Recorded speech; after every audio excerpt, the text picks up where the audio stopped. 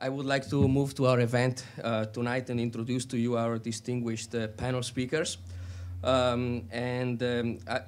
will go straight to the bios so we don't lose time. But I guess first we want to invite our panel speakers at the panel. Please come over. This is the moment you can get all set here. So welcome our panel speakers. So we'll have Mark here. You want to go over there? So you just stay here. Mark here. I will be very brief, and I'll only give you a summary. The full bios are on our registration website if you're interested, and I really encourage you to go there and check them out. I will start with Dr. Mark Cohen. Dr. Mark Cohen is a licensed architect who has devoted his career to developing the new field of space architecture. Mark worked at NASA Ames Research Center for 26 years, then at Northrop Grumman Aerospace Systems for 4.5 years. At Ames, Mark became a founding member of the Space Human Factors Office. Mark also patented the nodes and cupola of the space station. In 1995, he went to the Space Projects Division to serve as the human engineering lead for SOFIA. I hope I pronounced it right. There, he worked also on Humans to Mars and the Abbott Mobile Lunar Base. At Northrop Grumman, Mark's major focus was the Constellation program's Altair Lunar Lander, for which he was the Human System Integration Lead. Mark is now developing his company, Astrotecture. The goal is to provide expertise to the new emerging entrepreneurial space companies, while continuing to lend support to NASA and the mainstream aerospace industry. Welcome, Mark Cohen. Thank you very much. And I'm going to move to John. I'm going to do all of the bios very quickly. John Spencer, welcome. Since the late 1970s, John has been pioneering the field of space architecture. He received design awards from NASA for early work on the Freedom Space Station, and was involved in the startup of SpaceHab. He has an extensive background in spaceport planning and designed the interiors for an underwater lab, still in operation, and a science base built in Antarctica. In 1992, he started pioneering the space tourism industry, basing it on the cruise line industry. And since the mid-90s, he has been designing his original concept for an orbital super yacht called Destiny. He is the author with Karen Ragg of the first book on space tourism published in the US called Space Tourism, Do You Want to Go? He founded the Space Tourism Society in 1995 and is being quoted and appeared in over 100 TV and radio shows, newspaper and magazines articles on space tourism. So, welcome, John. Next, Jason Classi. Jason is an Emmy-nominated documentary producer and author. His productions have premiered on television at the United Nations and events around the world. NASA, the International Astronautical Congress, and Paramount Pictures have published Jason's writings. Jason is a recipient of the Space Tourism Society's Orbit Award. He is the founder and president of Expedition Earth, a 501c3 corporation, and Space Traveler, Inc. So, welcome, Jason. And last but not least, welcome Madhu Tangavelo. Madhu conducts the Graduate Space Exploration Architecture Concept Synthesis Studio in the Department of Astronautical Engineering at USC. He also taught the Extreme Environment Habitation Design Seminar in the School of Architecture, where he's a graduate thesis advisor. He's a graduate of the inaugural summer session of the International Space University, held at MIT in 1988. I find this very interesting. Yes, and I'm glad to tell you we have faculty members here. And we do have faculty members. Maybe you will introduce them. I will leave that to you. Madhu's concepts have been reviewed and appreciated by NASA, the National Research Council, the National Space Council, and his work has been presented before the National Academy of Sciences. He is a visiting lecturer at ISU and continues to present and publish original concepts in space system architectures. He is a co-author of the book, The Moon, Resources, Future Development and Colonization. He is a former vice chairman for education of the AIAA Los Angeles section. And he has directed space exploration projects at the California Institute of Earth, Art, and Architecture. So welcome, Madhu. And so it is now my pleasure to officially leave the word to you, and we will start with Dr. Marcon. Thank you very much. Okay, thank you. Just so everybody knows, Nicola, I speak for how long and they speak for how long? Because we've had so many emails about this. 20 minutes, and then we'll have 10 minutes for questions. Okay, all right, good. So how does this thing work? Let me start it for you. I might have to step forward so I can see what I'm talking about. Okay, so. Do we go there so we can see better too? Where'd it go? You can stay, you can stay. Did I just close it? Let me use left and right. Oh, left and right. Okay, all right. So the title of my talk tonight is New Space Architecture. And when I heard that I would be on the panel with John and Madhu, I had to add a reality-based approach just so that you all would know the difference. And so what do we mean by space architecture? You sure this thing works?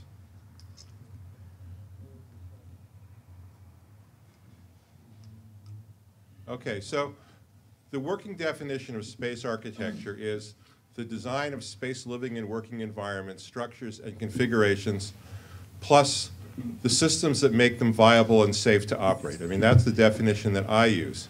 So what is new space? New space is where you do it on your own nickel and take all the risk on yourself without government pork. Okay. There we go. Okay, so my company, Astrotecture, is the first professional practice of space architecture.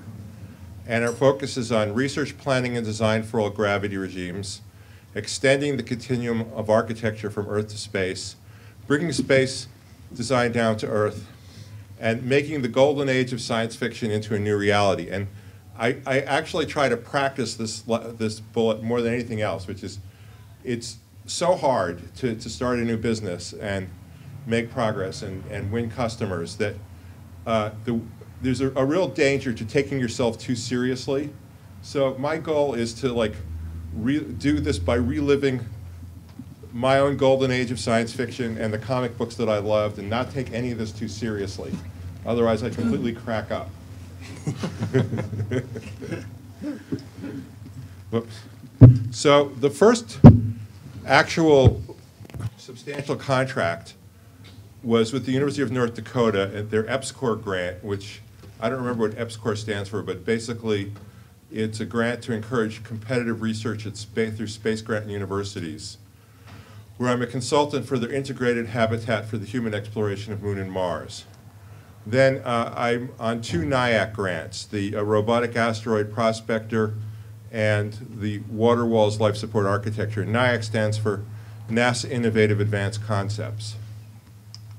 So this is the situation in North Dakota, which is that there was a previous incumbent as consultant who designed this habitat for them with this Takanaka Truss type space frame that was restraining the inflatable.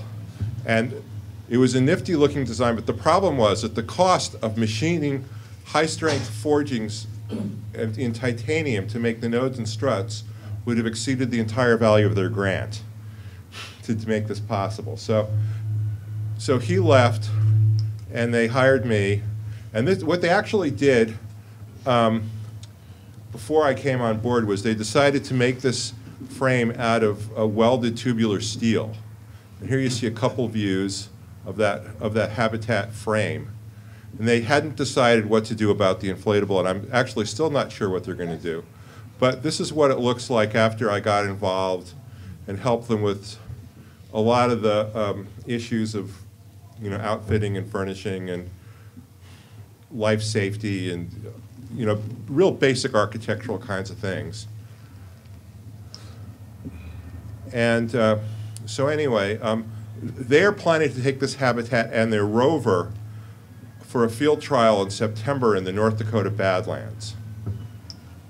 Now, as far as the rover goes, Pablo de Leon, who's the lead on this grant at North Dakota, became enamored of the suit port concept, which is one of my patents from my checkered career at Ames. And the basic concept is that you enter the suit through a pressure bulkhead, and it's basically an airlockless airlock where you don't have to pump down the airlock to save atmosphere or equalize pressure. Just the crew member can just hop in, close the hatch, bleed off the interstitial volume, and go.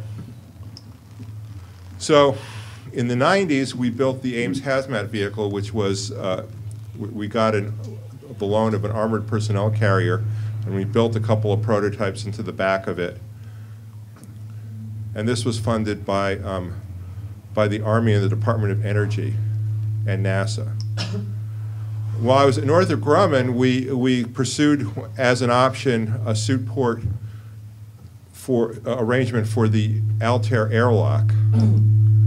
And some of you may have noticed during the President's first inauguration that the NASA float was the so-called Lunar Electric Rover, driven by astronauts in the inaugural parade. So here's the North Dakota version. They actually design and make their own suits as well.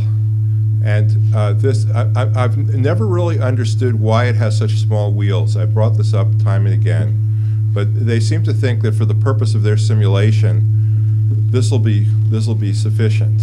They're not actually interested in the problem of a four-wheel or six-wheel drive over extremely rough terrain. They're much more focused on the interface with the suits and the suit port and the living inside the rover for some period of a few days.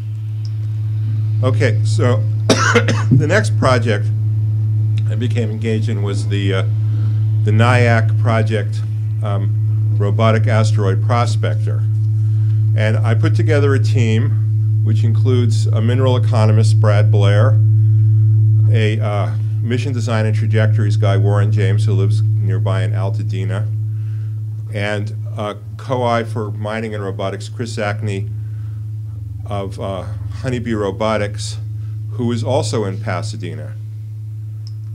So one of the things we did to develop our approach was, we call this our space infrastructural approach or strategy, was to try to figure out what would be the development of a market for space products in space, because the fundamental economic divide is whether you're bringing the products back to Earth or whether you have a customer in space.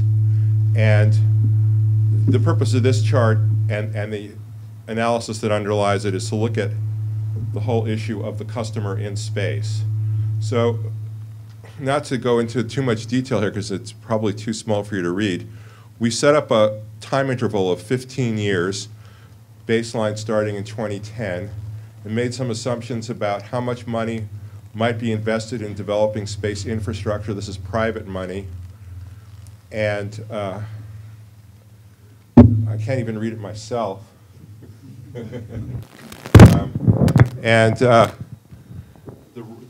The rate of investment as measured in NASA yearly budgets. So we took that as a sort of a fungible unit, if you will, that a NASA budget being about $16 to $17 billion a year.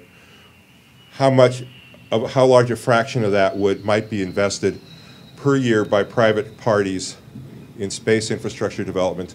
The number of people living in space, with there being 6 on the space station around the end of 2010, and that doubling or increasing by a little more than doubling, or it actually grows exponentially on this chart. How many would be living in space, and then what kinds of products or commodities and where they might be consumed. And the products we were looking at were water, platinum group metals or PGMs, scientific samples, regolith for soil, regolith for radiation shielding, and metals for structural materials.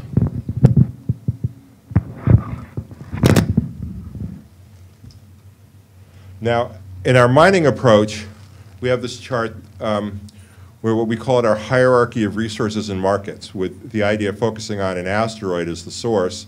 There are essentially three categories of product, which are free water, bound water, and metal powder on the surface. We've already concluded that it's far too energy intensive and expensive to actually drill, solid iron or other metal deposits. But there are plenty of asteroids like Itokawa that have a lot of loose material on the surface. So in the first tier you have the materials, then each has a extraction regime, and each corresponds to a particular market for products made from those materials. So in terms of mission design, the key points are that we're trying to devise a mission architecture that can profitably return asteroid material to cislunar space. And by that we basically mean an Earth-Moon Lagrange point. And so our operations are focused on the use of a gateway station at L1 or L2. Okay, so in terms of the spacecraft design, we want to design a vehicle that can fly a variety of missions with minimum modifications. And the principal modification we're trying to focus on is just how many tanks of propellant you need. How much tank? If it's a very difficult trajectory, long mission, you have more propellant. If it's a shorter mission, less difficult, you have less propellant. And we're baselining a solar thermal propulsion system, which also will provide us with process heat for resource extraction and processing. And the spacecraft is intended to be usable and based at an EML point. So this is a view of the spacecraft as of about 2 weeks ago, where we were. You can see on the right the large parabolic concentrators, which will focus light through those holes in the primary mirror into a system of mirrors and direct it towards the solar thermal engine. You see the nozzle, or I forget what you call it, the bugling out at the end of the nozzle there. The what? Use the red button. Use the red button if you want to use the laser button. Oh, does this actually work? Yeah, it's very small. Okay, so anyway, maybe it'll help if I get a little closer. So I still can't see it. But anyway, so those two small brownish tanks are the propellant tanks to run this mission. Now, they're water. Use water as a fuel. We can extract water from the asteroids, from carbonaceous chondrites and perhaps other asteroids. And our calculation to do a NEA mission, near-Earth asteroid mission, that's about how much water we need. It's a very dense fuel compared to liquid oxygen or liquid hydrogen. And we bring back the water in those large spherical tanks you see. We have solar panels on the solar array, on that, it's called on solar array drive. That's for spacecraft bus power, because you need a small amount of power in the tens of watts or hundreds of watts range to operate the spacecraft while in cruise mode. You don't need to crank up a megawatt of solar parabolic concentrator. And these little multi-legged spacecraft you see floating around are Honeybee's concept that they call spiders, which are small robotic spacecraft free flyers that can jump off the main spacecraft and attach themselves to an asteroid or other object. Now, what this actually shows with a body of material inside those grippers, that enclosure, or that we call them capture linkages in this slide, is really meant to be a technology test where we would go out and try to find a 10 or 15 meter diameter asteroid and synchronize with its rotation, and grab onto it, and try our mining and extraction technologies, which Honeybee is providing. But that is not the way we really expect to operate in the long term, because if you look at the size of the water storage tanks with the payload we hope to bring back to sell or have or use otherwise, you're not going to get that much water out of an asteroid this size. In fact, we expect that asteroids will have 1 to 3% water content in a carbonaceous chondrite. So that is extractable free water. Bound water is another question. We're not actually really looking at bound water yet. So what we intend to do is go to a much larger asteroid, attach, and use the spiders to bring chunks of material back and put it in the system. So this is a set of views. You can see that we have radiators on the backs of the parabolic concentrators, and they actually have to be a lot deeper than they're drawn. And you can see this enclosure where we would enclose the asteroid or the materials that we brought back. And actually, I believe that when we get to the point of actually attaching onto a larger asteroid at the pole, we will have a smaller hopper. So this diagram shows how the solar thermal system works, which is that you see the red lines representing the light coming from the backs of the parabolic concentrators, and they converge on the heat exchanger part of the solar thermal engine for propelling the engine when that's what you're using. Once you have attached to an asteroid, you're no longer using that engine, and the concentrated light is reflected down the shaft of the truss to the mining processing facility. And thereby, that way we get the process heat that we need. We also retain the option of generating power with, say, a Stirling engine and generating up to a megawatt of power for a process that might use electrodes to heat specific focused areas or whatever.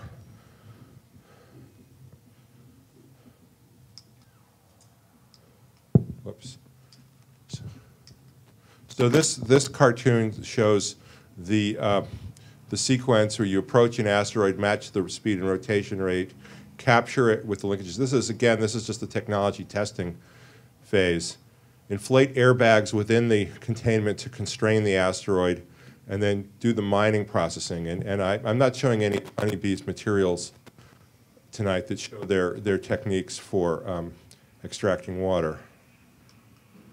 And of course, we would be interested in mining the Martian moons, which are basically captured asteroids. They appear to both be, Phobos and Deimos appear to both be carbonaceous chondrites, I believe.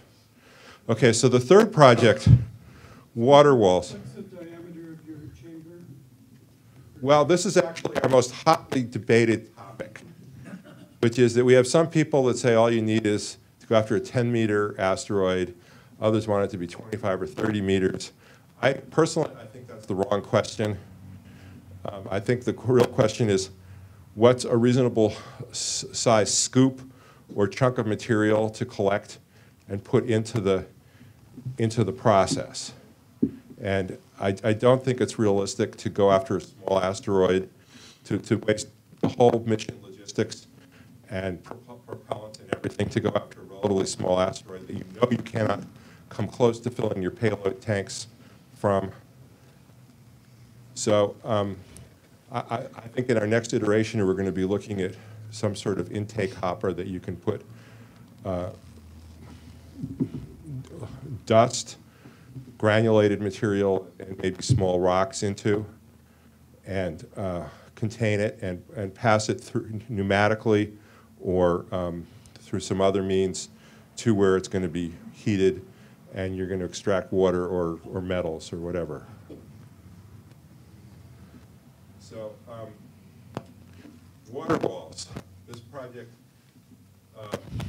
the principal investigator is Michael Flynn at NASA Ames Research Center in the bioengineering branch. He's a life support engineer.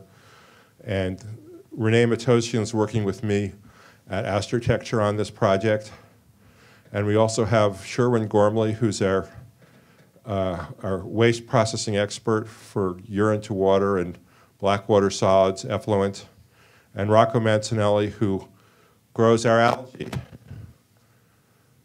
So the idea of this project is to take a passive approach to have equipment that's not highly mechanical, doesn't use a lot of power, and is not failure prone like the life support systems we presently have on spacecraft, including ISS. But we're looking for something that's passive, highly reliable, massively redundant.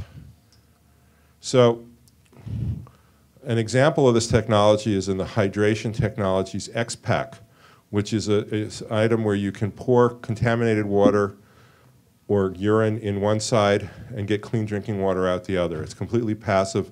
It's reusable for at least 10 times. And that's a model of what we're talking about, using forward osmosis processing.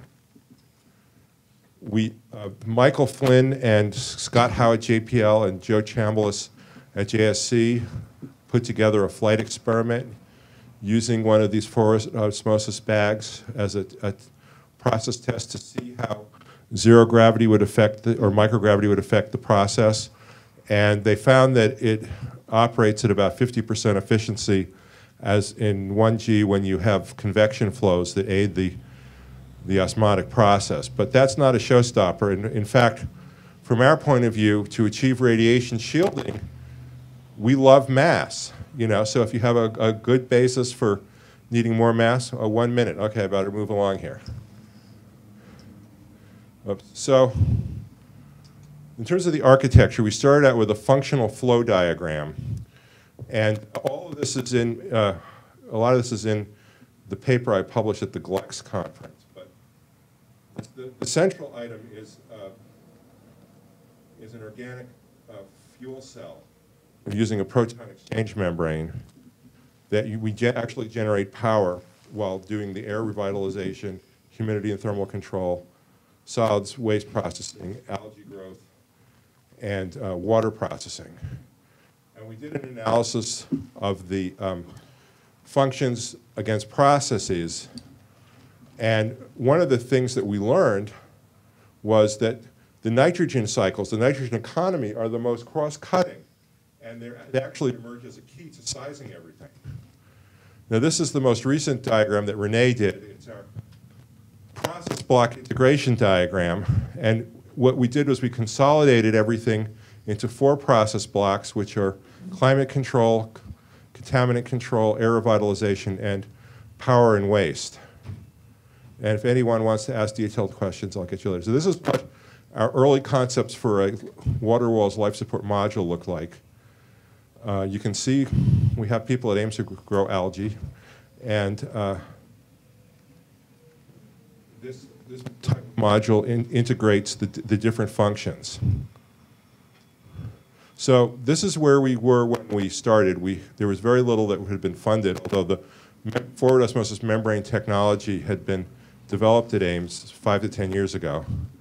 This is the current funded projects, which you see the water walls, NIAC in the upper left, and there's 2 others on the lower left that do waste processing. And we have a Ames Director's discretionary matching fund for CO2 sequestration.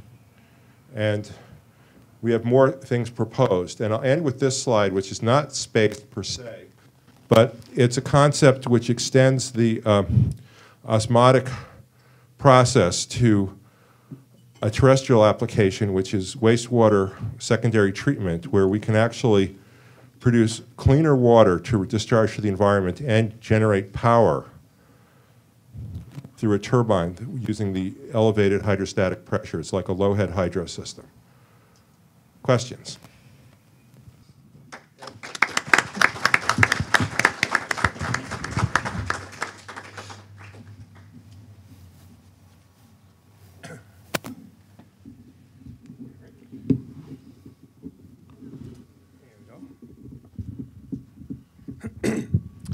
Good evening, everyone.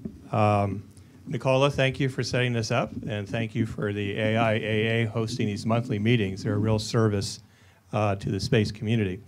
I'm going to zip through this pretty fast, so if you have seatbelts, now's the time to put them on. And I've divided my presentation into two parts. The first gets into what I define as space experience, and the second gets into a little bit of a history over the last 35 years of my involvement in space architecture. So we're going to be showing some pretty interesting projects. But this is my most important point from my perspective and the world that I live in, is that we are in what I call the space experience business. And that's one of the reasons we'll expect large-scale financing to continue to come into the private space enterprise tourism industry, because people want unique experiences, and space is by far the most unique experience. Since 1982, I've been a proponent, I think I'm really the first one, of the cruise line industry being the business and marketing model for building a vibrant space tourism industry. And that's because cruise ships exist to take people out into an extreme environment, the ocean, to have a good time and to make a profit. Actually, I cut this out of a cruise ship brochure back then because we didn't have personal computers. But this image, over the years, has become kind of famous around the world in terms of the space tourism arena, because it really symbolizes a long-term direction we intend to take. Because of my long-term involvement in this, my definition of the space experience has really evolved over the years into three key mediums. There's real space flight, there's Earth-based simulation, visitor center, NASA visitor center, space camps, and then there's TVs, movies, and games. And this is really a wonderful synergy between these three mediums of real Earth-based simulation and movies and TV that really are contributing to expanding what I call the space experience economy. Now, if you take just a quick second, please read this.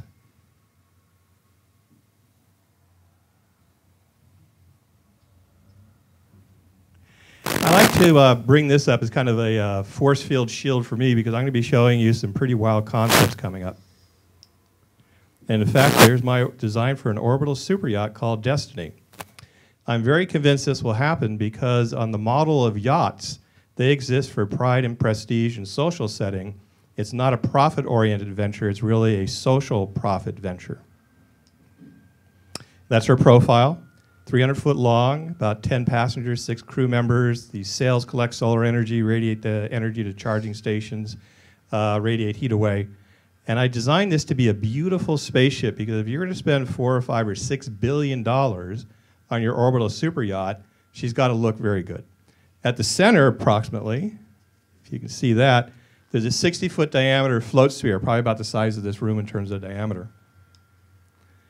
And inside that, you're going to have a whole variety of fun things and toys. And this is my equivalent of a hot tub in outer space in zero gravity. Of course, water in zero gravity forms a sphere, so we're going to basically have our hot tubs as a sphere. Imagine having weddings inside of the float sphere. Oops. This thing is kind of sensitive. Or just contemplating the fact that you're in space looking at the beautiful Earth in your private cabin.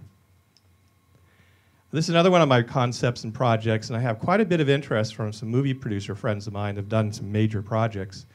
And this is a concept of a road race around the entire moon with a $1 billion grand prize. Our movie guys want to make this right now, and we're starting to work on this.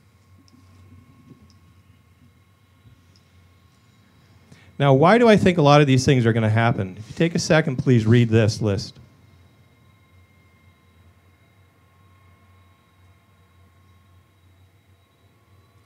So we have 10 billionaires who are financing the private space enterprise tourism industry. There's more that are going to come online after this summer. Some of these are world famous, and they started a whole new industries, and their prestige, political power, and financial wealth gives a lot of clout to the idea that private space enterprise is going to become a key industry worldwide. And this is the end of this first part of the presentation. This is my favorite quote. And the fact that you're all here, basically you're explorers and pioneers in your own right because you're coming to these kinds of meetings where we're talking about these future-oriented concepts. Now we're going to take a little trip backwards in time from today to going back 35 years in terms of my involvement with space architecture.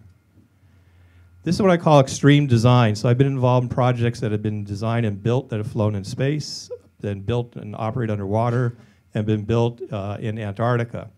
Also, I've done a lot of work on spaceports. This one was not built in Christmas Island, but we came close. This is another extension of my definition of space architecture, where you're looking at creating a reproduction of the science base at Devon Island in a site that I control in the Mojave Desert, a replica of the the Mars Institute simulation facility. If we build this, and we can do it, we want to do it, we just haven't had time, it'll allow the Mars Institute to operate their simulation programs year-round and preparing for actually deploying to the real site that's 900 miles south of the North Pole. I had a contract to design the interiors of the zero-gravity aircraft. We developed a whole program and protocol for that, designed the ground facilities, and right now over 7,000 people have actually flown on this aircraft. And people have had a great time doing that. I did a lot of work with Bob Bigelow from Bigelow Aerospace. I was the first space person he actually met in 1999. And we developed a whole range of concepts and ideas for his orbital facilities, eventually lunar bases and so forth. Some of them I still can't show because they're proprietary, but working with Bob was great because he actually made his money in the hotel industry. And since I design themed resorts, we hit it off and really can speak the same language. And that's the book I wrote, Space Tourism, Do You Want to Go? And in it, I really used my architectural background to think about space in the same way you might think about a city. In terms of zoning, this is like far vision of what might happen. Where do you locate certain functions together? And it was the first time I really put together my design for the orbital superyacht that's at the bottom of that page. Buzz Aldrin and I are really good friends for over 25 years. I've done a lot of design work with him. He's actually a space architect, in fact, designing all kinds of vehicles and mission planning and concepts. And we always like to build these architectural models. It's actually fun being an architect, so you can build models all the time. To look at his configuration for different space station designs. Also, this is actually an interesting story. I know Jim Cameron, working on a couple of projects with him, and one of them was doing mission planning and spacecraft design for a Mars movie he wanted to do in the year 2000. So between 2000 and 2001, Buzz and I worked with Jim, whose office is over in Santa Monica, on his Mars mission spacecraft and then Mars base. He dropped doing the movie project, and then years later, when we were sitting there watching Avatar, I realized that he had repurposed the ship that we had basically designed and fixed it up a little bit for the movie. He owned all the design, so that was actually kind of cool. And how many people here know what Spacehab is? Please raise your hand. Quite a few. This was really an extraordinary experience and pioneering effort.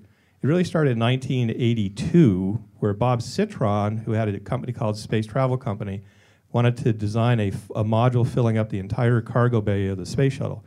After a while, we realized we really couldn't do that, so it kept getting scaled back smaller and smaller and smaller. And eventually, we came up with a module that's just one unit, what we call 1 unit wide.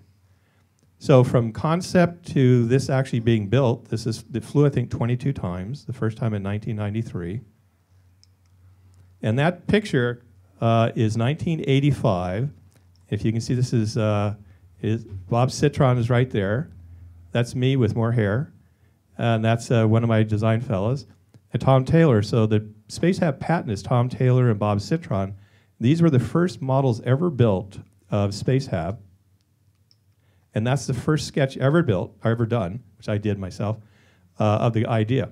So it's fun being involved in the beginning of these projects. You never know where they're going to go, but I've been involved in a number of projects where we've actually got things built in these extreme environments. SpaceHab was great because it was a private enterprise company started by non-aerospace engineers, received hundreds of millions of dollars in funding, went public, and really provided an important service for the space shuttle and the space community. I just like showing this interior construction. And I got involved, this is through Mark Cohen, on doing design work for planning inside of the Freedom Space Station. This was 1984, 85, 86 era. I would say 85, 86, 87 era. And this was through NASA Ames, through Mark's Human Factors Department. And we did a lot of interior planning and design and built models, flew some experimental stuff. We were also very involved in what's called the aft cargo carrier. So I'm really going back in time. This is like 1982 or so. This would fit on the back of the Space Shuttle external fuel tank. We really looked at how do you create a habitation module on the back of the tank so the tank could be taken into space and utilized. And going way back, 1979, was using the Space Shuttle fuel tank in a torus shape, that's round shape. This was an invention of Tom Taylor, who also worked on SpaceHab. And this was a fun, great thing for a young architect to be involved with because the tank was so big, it really had volumes and space in it. This was designed for 200 people, and it was a wonderful way of really getting into thinking about what is space architecture, how do I take those talents and mix them up with the science and the space environment.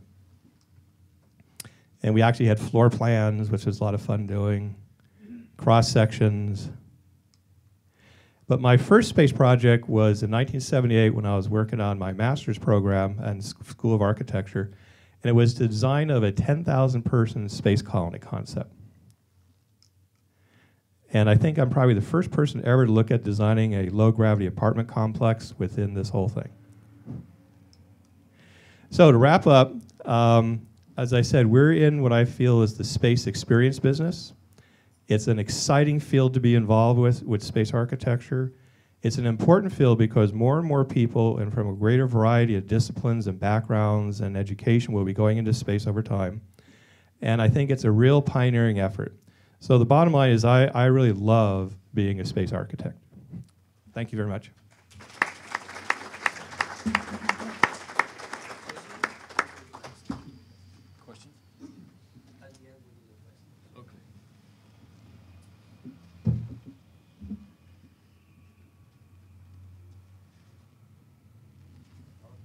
Yep, that's it.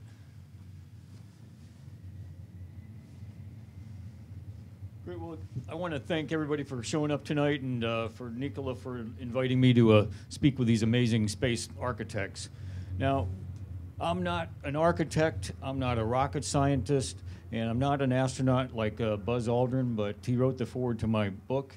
And this is, going to be honest, it's not a technical treatise. It's really written for a general audience.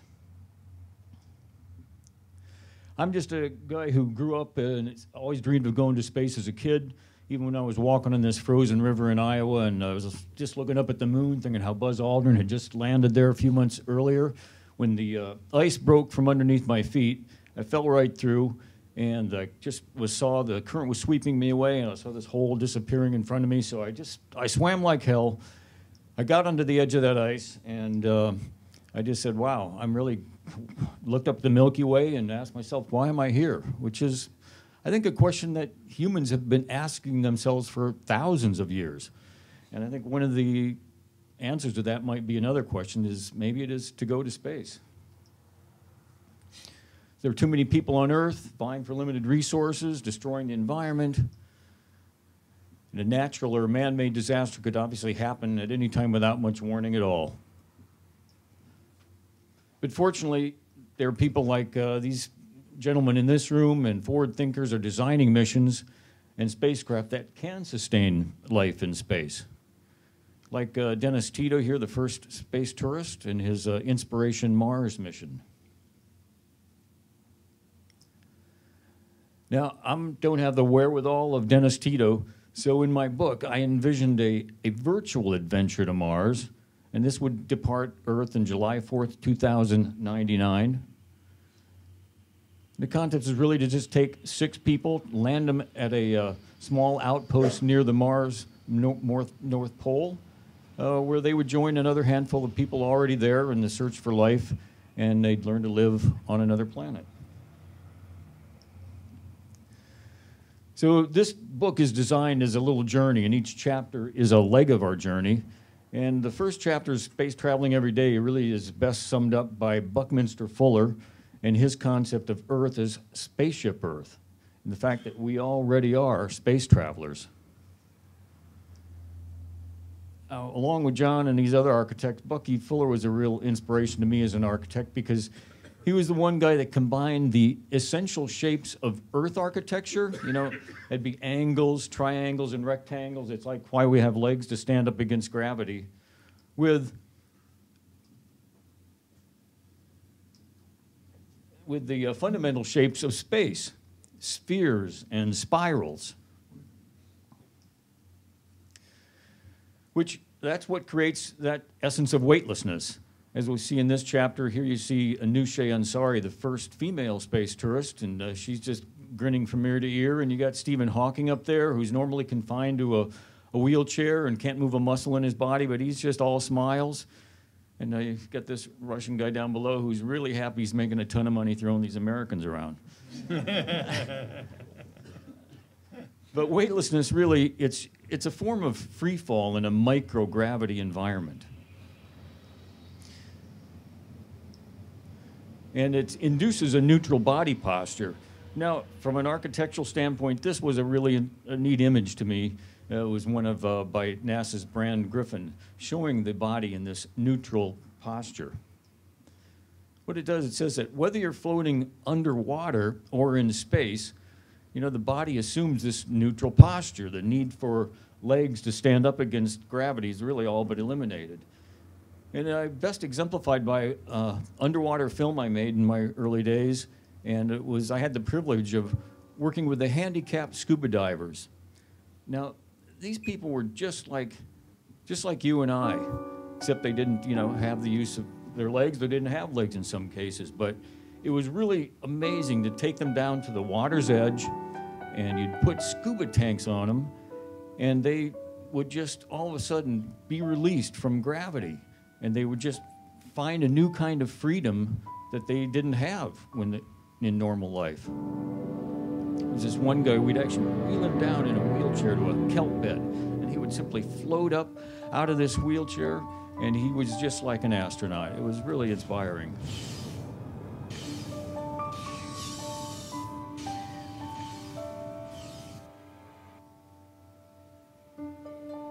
There's actually a little music here, but that's all right. We don't need that. So that brings us to the 5th chapter, where we really look at Earth as a biosphere, and just as the Earth is a self-contained biosphere, well, so are architectural structures like Biosphere 2 in Arizona and the International Space Station. Because let's face it, spacecraft really are, they're artificial biospheres designed to sustain the delicate balances of life. And on a design note, I remember John and I were at a meeting with a NASA administrator, and he was talking about the linear design of the space station and how it had the one characteristic, it had a flexing action. So when a spaceship would dock with it, you know, you'd get this little bit of a flexing action. Which brought me to think, is exemplified in this study by John in the early days, that these basic shapes of spheres and triangles really are, number one, they're conducive to this neutral body posture that a body gets in weightlessness. And two, they provide rigidity within the structure itself, as I learned by this early study of Mark Cohen. So basically, these inspired me to create this kind of symbolic design of the craft we take on our journey called the Cosmic Sea. And it's really nothing but off the shelf.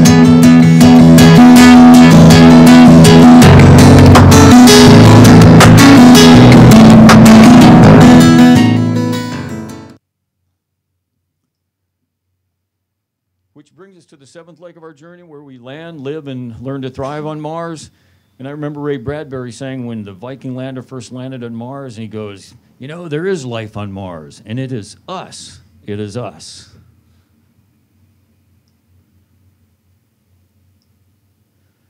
And we're almost home, but on our way home, we take a little left turn on this chapter into the minds of Einstein and Hawking, and the mysteries of black holes, God particles, and string theories. Now, these were interesting to me because many of these theories share a unique mathematical equation or another shape, and that's known as the golden spiral. And you find it in your fingerprints, you find it in nature and nautilus shells, you find it in DNA, you even find it in art where it's known as the rule of thirds.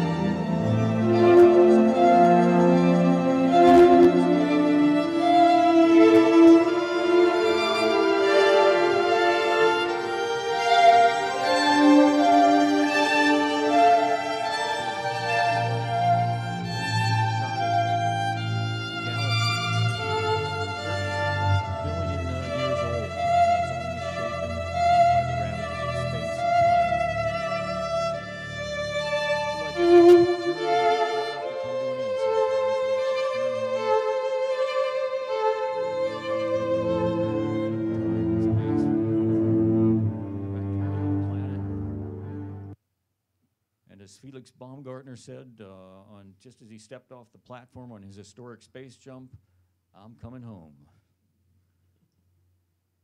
And as the heroes in our own journeys, you know, I think our task is to return home, apply the knowledge we learned from people like this, all these space architects and whatever it is, and just apply it to our own lives and kind of make the world a better place. Thank you very much.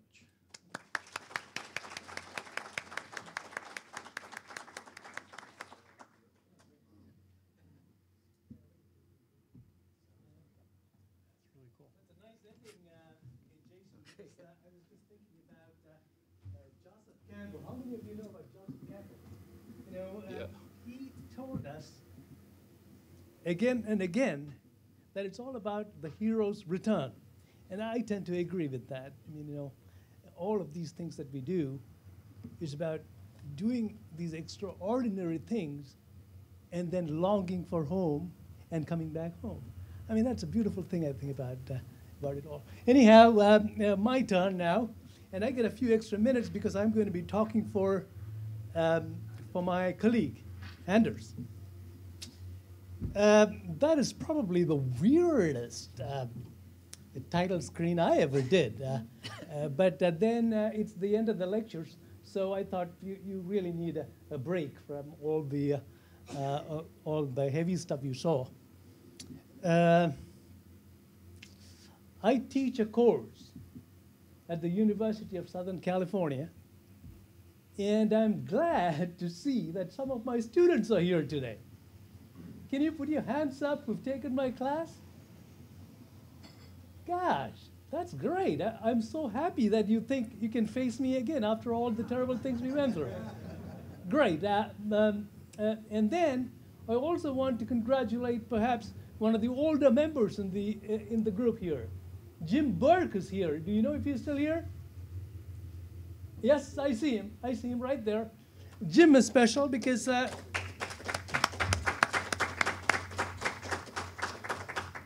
besides being a very, very sharp aerospace engineer, he's also part of the mafia that we call the International Space University. How many know about that? That's right. Good. Okay, so let's proceed now. So concept creation, from nothing to everything. What is it about? I'm glad that our speakers introduced the subject in many different angles, and now we are about to see yet another one. What do I press to go like that? Yeah, good. Now, every time I talk about architectures, people look at me and say, do you know that you are not the top of the food chain? That philosophies visions, and so on and so forth come before you guys? And I don't have an answer for this. I think you have philosophies followed by visions, and they produce architectures. And you know what? Engineers make these architectures real. And once in a while, engineers send messages up the chain to philosophy and say, hey, you got to change your course a bit. And most often you get damped down, but that's okay. Now, please use the microphone. oh, okay, good. I'll be close to this. So we went to the School of Architecture the other day and said, listen, we want to build a landing pad on the moon. And they look at me and go like, just one? And I say, yeah, that should be bad enough. Okay. And we did not provide them a program. We did not give them any indications. We showed them a couple of slides of landers.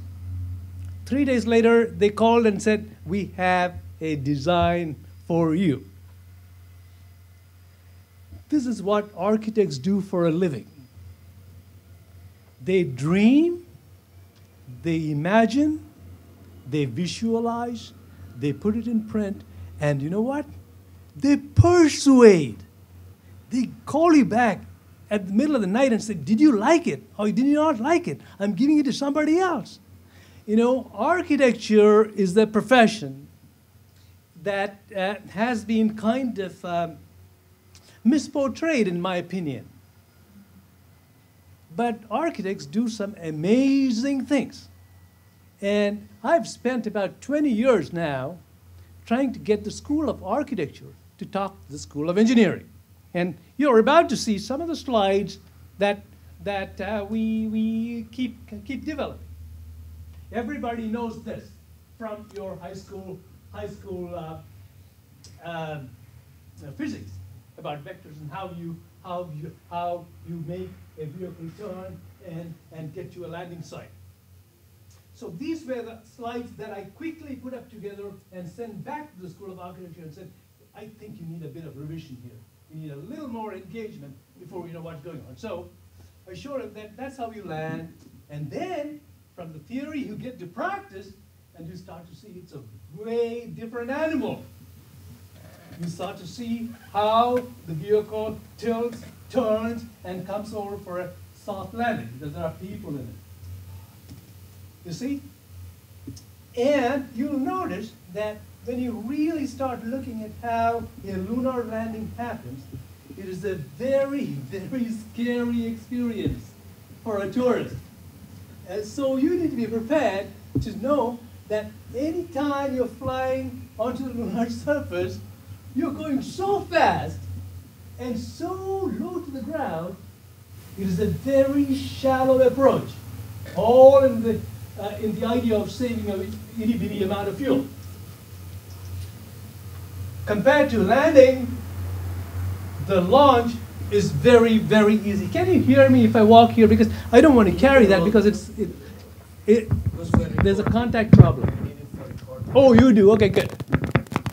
Is that good? Okay. So compared to a landing, a takeoff, a liftoff is very, very simple and very easy to do, provided your engine fires on time. Right. Now, we studied a little bit about the camera images that came down from the Japanese space program and realized that, you know, when you land, paying tourists, you're not going to scare them to death flying them at those kind of low angles and suddenly say, okay, we're gonna stop right now. Oh boy, you're gonna have some serious problems, you know. So we looked at stuff and decided that we have to do this in a very, very civilized manner. So we said the places to land really should be visible to the pilot, not just for a minute and 3 seconds, but for perhaps from the time you're in orbit and you come down. We located some interesting spots, mountain tops. And that's what it looks like from the LOR imagery, the LRO imagery that comes out, that's out there now. You can go take a look. Mountains look very pretty on the moon. And then we developed some schematic drawings about what a landing pad might need. You know, when they come down at certain times of day or certain times of night, you won't be able to see anything. So you got to light up the place, just like you would a landing strip here at LAX or any place else. And now we are at this point. Now we have decided that the landing pad is going to look a little more agreeable, but still a lot of holes, and we hope to clean that up in the coming weeks and months. It's part of NASA's NIAC program, and we are busy trying to do a simulation of sorts in the desert in Arizona. A little bit of history of the ASTE 527 studio that I conduct. This is going to be boring for my students here, but we have to do it. I got kicked out of USC to go to MIT for a summer. And everybody there was a number cruncher or a computer whiz, and they were all busy working what's called the International Space University's inaugural summer session. Jim, are you listening? I hope he is. Good. So, and you won't believe it. I can even see at the right end Michael Potter, who's sitting right there. So the International Space University is a mafia of sorts that reports back, and there's a lot of feedback going on. So anyhow, everybody was number crunching, and I was the only guy who could draw, or at least thought I could draw. So I started sticking these things on the wall. Over a period of 2 or 3 days, rumors started going around that there is a crazy architect here. He's an architecture student. He has no idea whatsoever about reality. So be careful when you discuss with him, talk with him. But the fact of the matter is I have a bachelor's degree in engineering, and it just so happens that I'm in love with architecture. So I took all of those drawings back, and I put them into my thesis for my graduation. That is the model of my thesis. And the idea was very, very simple. You take the model, you take the modules of the International Space Station, or parts of it, put them all together into a giant spaceship, and fly them down as one big lunar base. I asked Buzz Aldrin, who is not in the crowd today, and he said he thought a great deal, and he said, Madhu, I like this idea, but I'd rather watch this landing from a faraway place. So that kind of gave me some idea what's going on. So that's what a very large lunar lander might look like.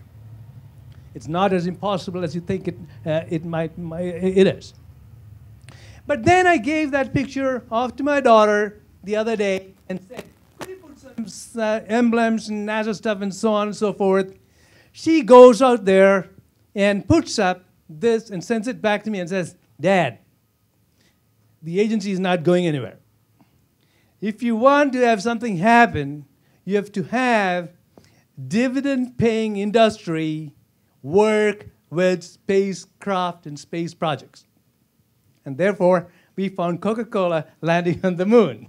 You'll see how it works. And so, back to the course.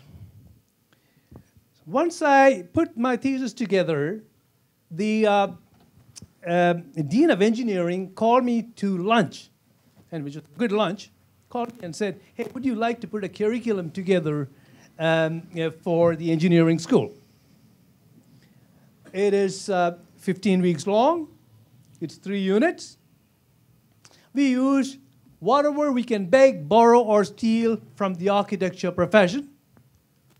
And the prerequisite happens to be that you need to have some engineering fundamentals. And the way we approach it is to use the topic studio model. That is, you pick a topic, and then you bring in people to talk about their own ideas, their own interesting things that are somehow correlated or connected with the topic at hand. And I'm glad to tell you, all of the panelists, except Jason, have been willing victims. I hope Jason will come in one day too. So we teach them visualization techniques, but a lot of debate and discussion. And it is offered now through the Distance Education Network. And that is really an internet-based education network. So you can take this course, in theory at least, from your workplace or from your home. Dial in and you can have a good time. Now, some of the things that now I'm sure that one of my students in the class was the great Dr. Stuppy, who is with us today. Now, I'm a little bit I have a little bit of trepidation going into this area. It is biology. Now, one of the things that we do is try to practice the critical skill of connections, which is what architects do all the time. They're trying what's called associative logic, connecting things with one thing to the other, to the other, to the other, to see if it all makes sense to bring about a grand synthesis.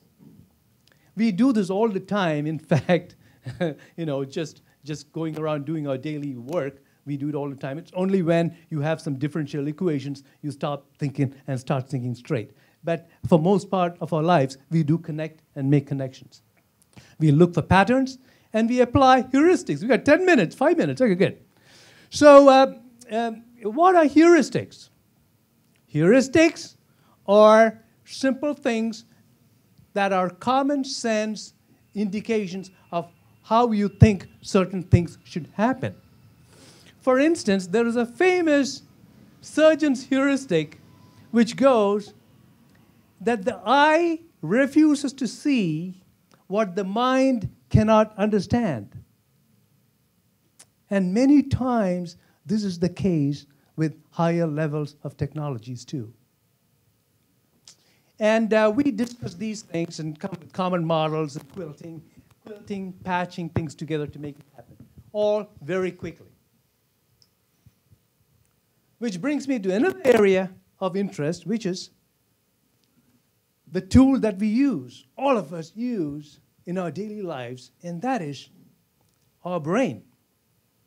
The brain is the ultimate connection machine. Right in the heart, between the two hemispheres, is probably the most advanced connection link between the two sides of the brain. It is called the corpus callosum. And again, I will tell you this. When you dissect a brain, I hope Jill Bolte-Taylor, Mike, was here. She would have told us, given us much better detail on this. When you dissect the brain, you'll see that the corpus callosum in the female gender, in half our species, is much larger than it is in the males. I do not know if this is by accident, but my students, many of them female, tend to perform better in my class. Synthetic mindset. I'll let you read this over time, but one of my favorite authors is Tolstoy, and he wrote a little book. He had already published his famous works, and he thought he was a failure. Midlife crisis. And he wrote up a book about 80 pages long. It's very small. It's called The Confessions. How many of you have read it? It's free and it's on the internet. Pick it up. It is the most incredible account of a human in his 50s who thinks he's a failure and he wants to commit suicide, but at the same time he's afraid to die. And then he puts down these very interesting ideas about the mind of the human. It expands to, he says, on the one end is mathematics, pure mathematics, and on the other is metaphysics. That is, you have religion on one hand and theology on one hand, and you have pure mathematics on the other. And we span this entire length, and yet we don't know the reason for our existence. So this is what's worrying him. Or Lawrence of Arabia, who talked about dreaming. he said, beware those guys who dream during the middle of the day because they can make things happen, scare the hell out of you, you know. And as you can see, we have problems now in the same area that he's caused to have done a lot of action in. Damascus, it looks like all roads lead to Damascus now. That is our textbook, which brings me to the point that I would like to share with you. I have a copy. Yes, Nicola. Maybe we can do the auction at the very end after the question. Good. So this is our textbook, and I was going to quickly run over some slides from here. If you give me time, Nicola. Yeah, maybe we really have a couple of minutes. Okay, good. Because I thought I was going to also handle Anders. Good. Okay, good. There you go. So I'm going to show you some of these ideas that came out in our Moon book. The edition 1 on the left is now a collector's item. Don't buy it on the internet. And the Moon book is what we use in the school. The idea is to generate, to get people to get inspired to do creative things.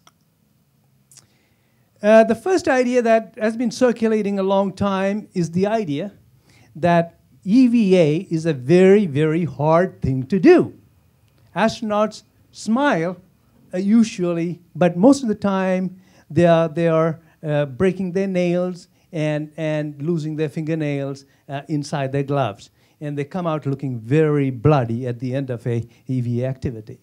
So what is one way to avoid that? And that is to have a bell of sorts where people can climb in and do their work. Now, you're going to say, oh, that's going to blow away. That's going to blow away at it's going to launch the entire rover into orbit. You know what? That, ladies and gentlemen, is an engineering problem. It is not an architectural problem. This class is about ideas. You make your idea, and your engineer does it for you. Otherwise, you know what? Architects do this all the time. They change their engineers. They'll change their engineers till they get it right. I mean, this is a very scary thing. Another one. Somebody said, we want to put 6 astronauts on the moon, and we want to have them have fresh food all day long. And I go like, okay, what does it take to keep a person on good fresh food? How much land does it take? An acre? 2 acres? Perhaps an acre in the Sun Belt, maybe 2 acres up north, Northern California or further up north. You know what? The first thing that hit me is, where do we get that kind of space? You don't have that kind of space anywhere in any spacecraft. And you look at it, and you start to say, you can fold up things this way and that way and this way and that way, and you'll get about 3 acres of space. And then you start to say, well, that's not enough to keep 6 people, so double it. So you so you got 2 external tanks. I know I'm missing the ogive, but that is artistic license here. And you get to show them something where you could have fresh food every day for 6 crew. Hotel, Mr. Bigelow might like that one. And what will it look if you put an external tank on the International Space Station? Very big. And I know that we have with us at least one lecturer who would like to see this. Boris Fritz is right there. And I'm happy to tell you, Boris, that next year the International Space Station will sport a rapid prototyping module, a rack. And that was done for Buzz Aldrin. It is a cycling spacecraft, and you're looking at the idea that you could use parts of the external tank of the space shuttle stack to do that. My own favorite one. Sometime in the next 5 or 10 years, 5 years, 3 years. A small rover will land on the moon. It will have on it an electromagnetic cannon.